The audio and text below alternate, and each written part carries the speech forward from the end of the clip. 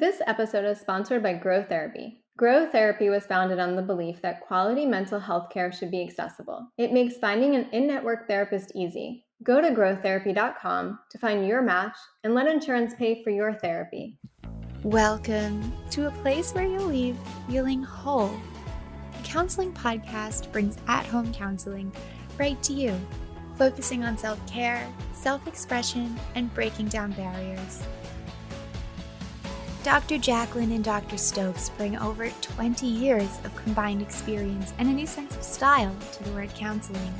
The two use humor and lighthearted conversation to explore these deeper feelings. Let's take the stigma away from counseling together. Hello and Happy New Year. Welcome to the Counseling Podcast. I am Dr. Jacqueline. And I'm Dr. Stokes. And we just wanted to talk about, obviously, the new year, self-reflection, what we've learned from last year, and what maybe we want to embrace this year, and how to kind of get to that process. I know Dr. Stokes has some really good tips that he wants to share. Yeah, absolutely. Happy New Year, everyone. I hope everyone is ringing in the new year on a positive note. You know, obviously New Year resolution, we all want them, we all think about them, but we all also know that usually we're not successful at attaining those things. And it's really unfortunate because I think the new year is a time for a fresh start. But what ends up happening, and I see this with folks in my practice, and I know I've experienced this in my own life, is that we have these really great goals. And I think we see a vision for ourselves for the New Year's and areas that we'd like to change.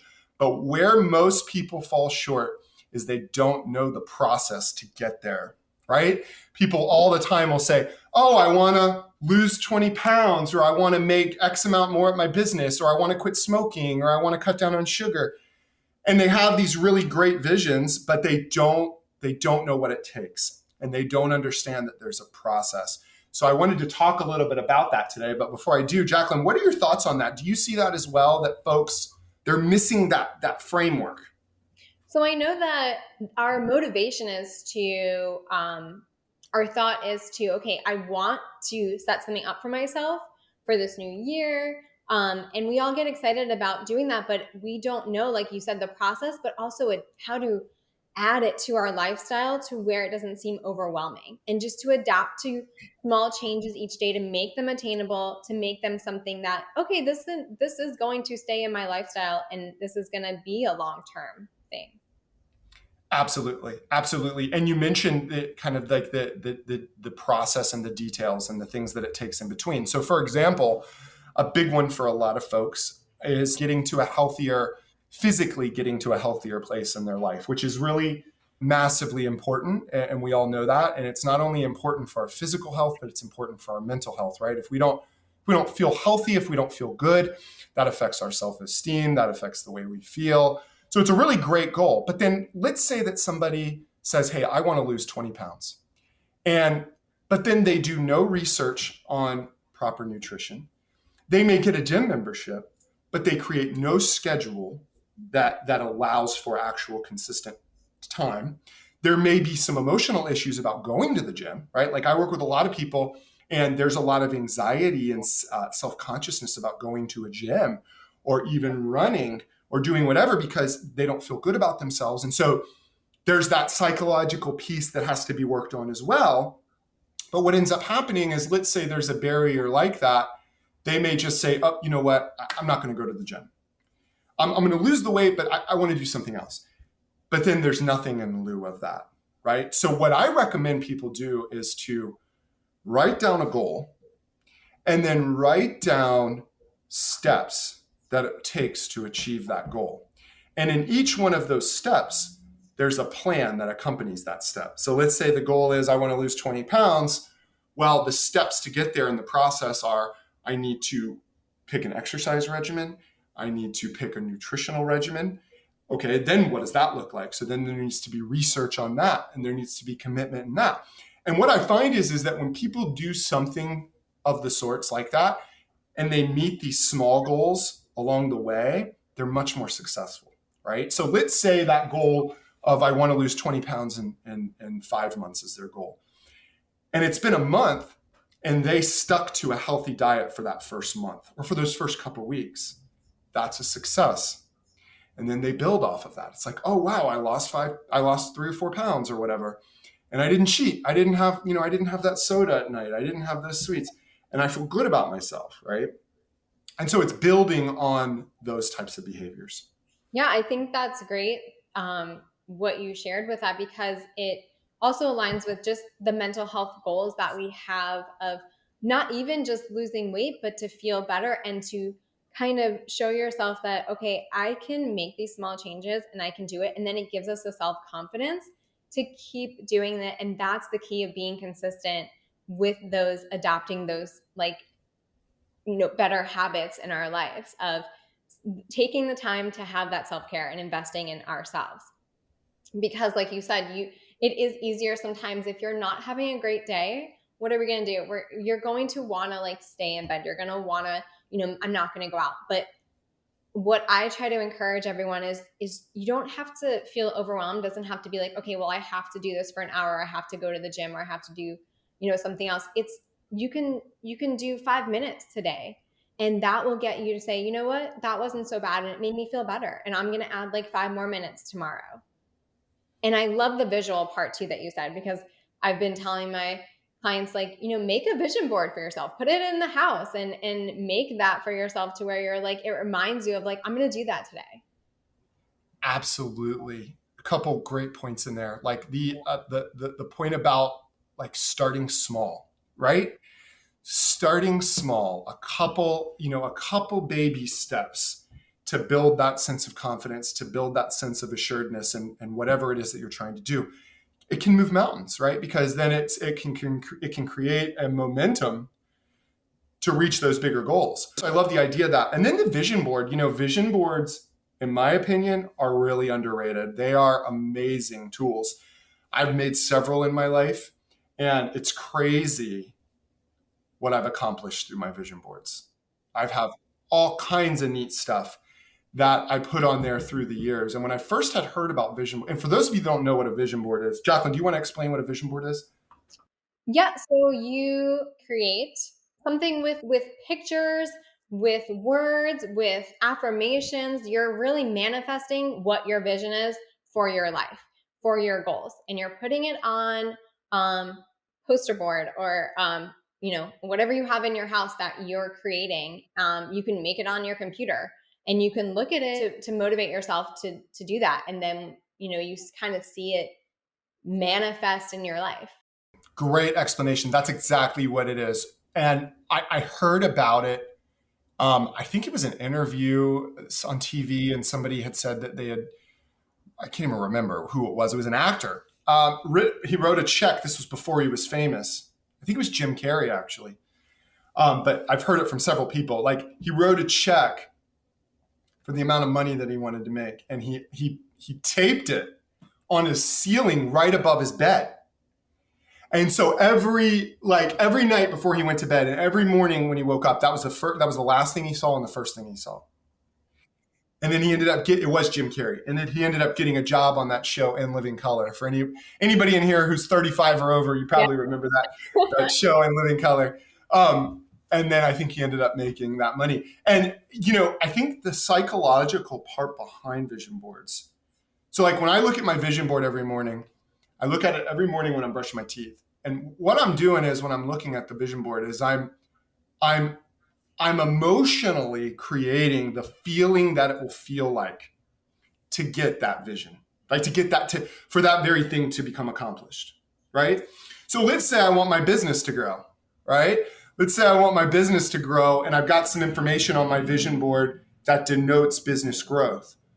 When I'm looking at it, I am imagining experientially, what's that going to feel like when I reach that goal, right?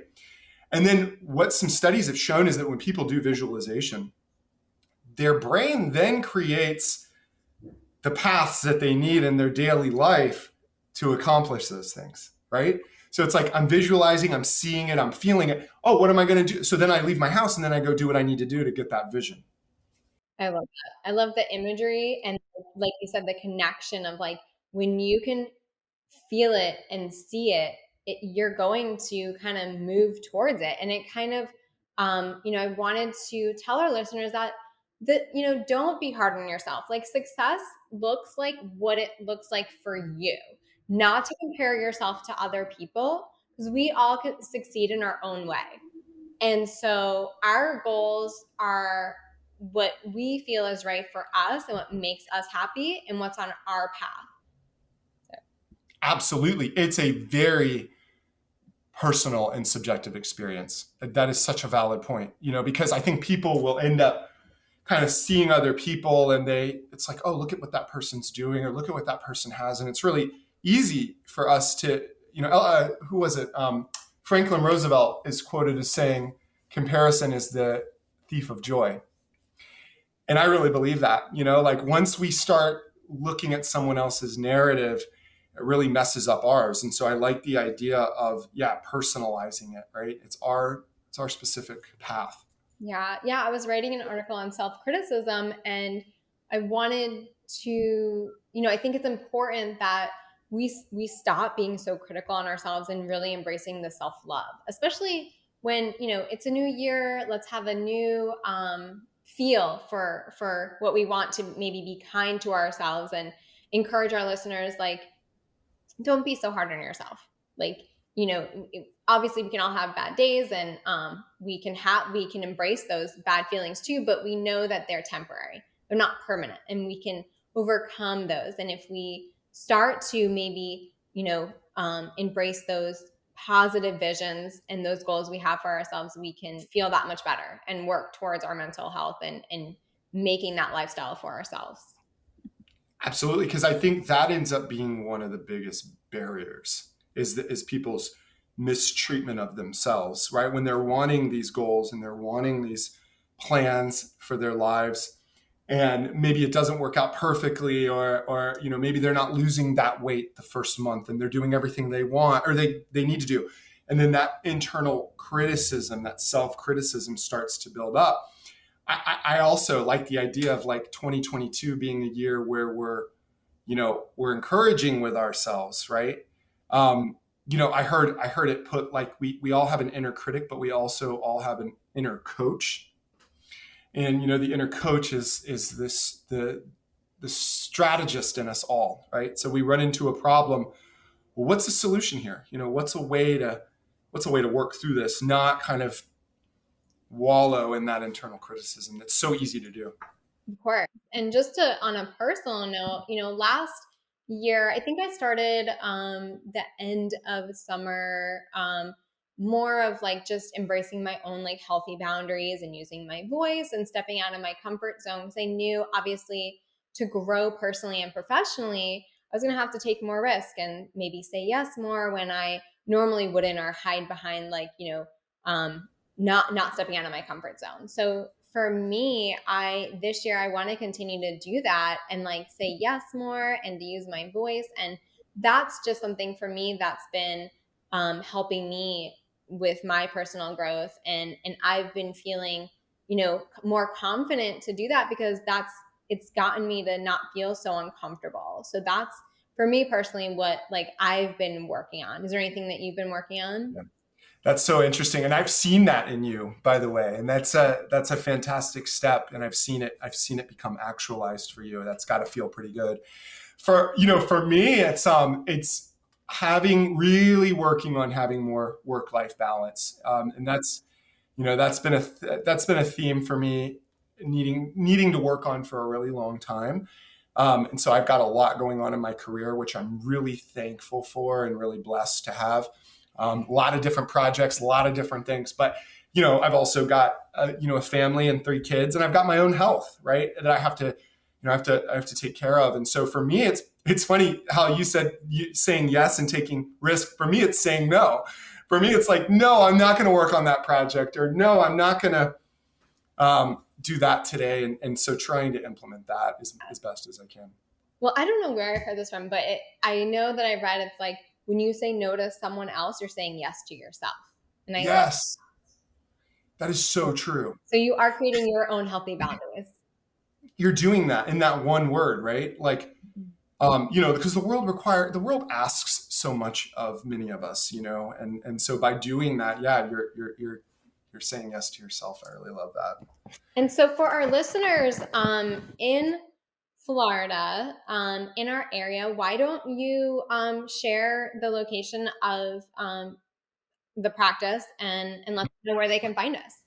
Yeah, absolutely. And I want to let everyone know that in the state of Florida, if you are a Floridian, we are potentially, Dr. Jacqueline and myself and our group of therapists that we have working with us, we are actually able to work with you virtually as well.